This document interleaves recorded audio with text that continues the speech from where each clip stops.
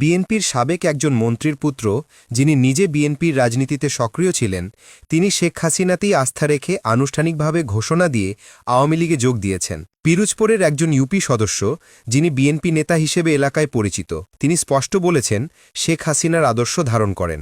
এরকম এক দুজন নয় ১-২ হাজার বা লাখ বাংলাদেশের কোটি কোটি জনতার হৃদয়ে এখন একটাই নাম, শেখ হাসিনা।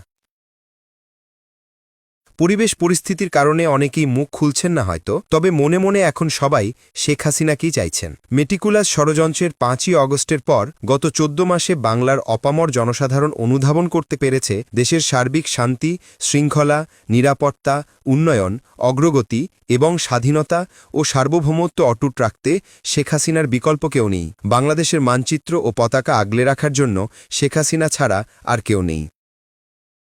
আমার সুখে আমার দুঃখে বৃষ্টি নামে তোমার চোখে, ভাঙে নদীর ঢেউ।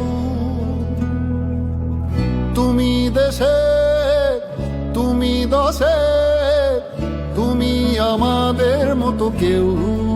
রাখি তোমায় মন গহিনে, হৃদয় আছে যেথা, বঙ্গবন্ধুর কন্যা তুমি